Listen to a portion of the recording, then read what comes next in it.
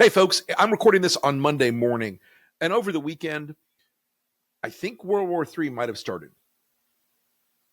I don't think we know it yet, but I think World War III might have started. And the four people responsible for starting World War III, when history goes back and winds this clock back, are Donald Trump, Marco Rubio, Pete Hegseth, and J.D. Vance. When the Munich Security Conference is convened every year around this time, the NATO allies, for forever, since I was around at DOD, have met at Munich, and they've talked about the commonality of interest between the NATO members. What you saw this week, that J.D. Vance and Pete Hegseth led an attack on NATO. They went to Europe and took a shit on a 75-year alliance that has maintained stability and peace in Europe and helped maintain stability and peace around the world. There's a reason we never had a nuclear war, and that's NATO. There's a reason the Russians, back when they had vastly, vastly superior numbers, never rolled tanks through the Fulda Gap into Germany. That's NATO. There's a reason that on 9/11, when America was attacked and over 3,000 lives were taken by Islamic terrorists, there was one group of allies that stepped up to America's aid immediately, and that was NATO. J.D. Vance's speech was so shallow, so immature, so superficial, so shitty, so juvenile. It really indicates to me that the infection of the MAGA own the libs sarcasm has now reached a level where J.D. Vance, who knows better, went to the NATO security meeting and took a dump on our allies. Pete Hegseth goes in, and by the way, folks, sloppy drunk Pete Hegseth went to the NATO security conference, and he led the so-called negotiations with Russia by saying, nope, Ukraine can't be in NATO, and Putin gets to keep Ukraine, or at least chunks of it. These are not smart people. Pete Hegseth is not a smart person. In fact, he's a shallow Fox News host with a drinking problem for a reason. Because Pete Hegseth is not a genius. Pete Hegseth is not even smart. He is not educated. He is not sophisticated. He does not understand history or politics or the military. Just because he served in an infantry unit does not mean that he understands the global picture. And it was quite clear that he didn't, because he sold out Ukraine before they even sat down at the negotiating table. The idea that Marco Rubio and this congressional delegation that went to Zelensky hands him a piece of paper that says, you have to pay us back for all the aid we've given you by giving us 50% of Ukraine's mineral rights forever,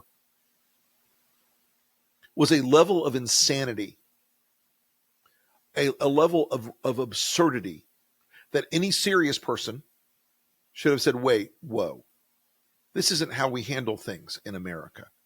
This isn't how we retain and maintain diplomatic and political and military relationships with other countries.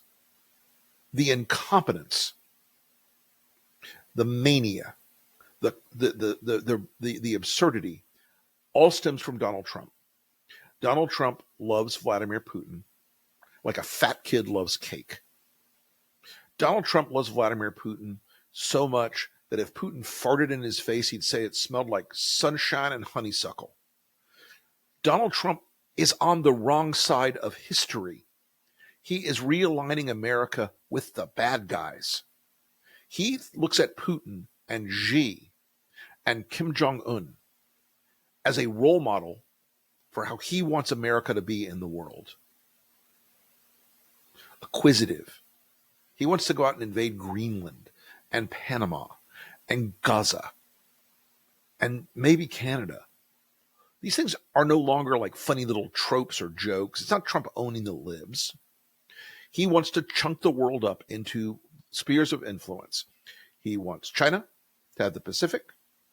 He wants Russia to have Europe. And he wants America to have the Americas. Now, this was a model that existed 100, 120 years ago.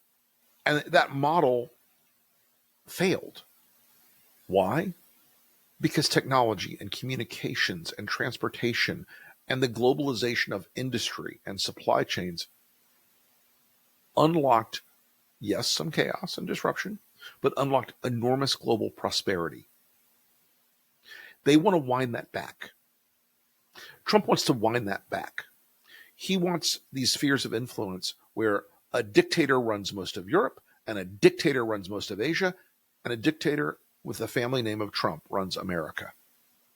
The four men I named here, Donald Trump, Marco Rubio, Pete Hegseth, and J.D. Vance, embarrassed this country at a level that is almost inconceivable. My European friends are losing their shit. And they're not losing their shit in the, oh no, what do we do way? They're losing their shit in the, well, America's fucked us. We've been abandoned. Our alliance obviously didn't mean what we thought it meant. So what we're going to do is build a European defense force. What we're going to do is arm Europe in such a way that Putin doesn't ever feel like he can walk in our door. Because Zelensky was right.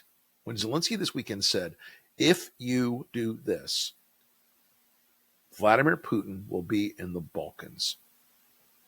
Vladimir Putin will be in the Baltic. Vladimir Putin will be in Poland. Vladimir Putin will be in Germany.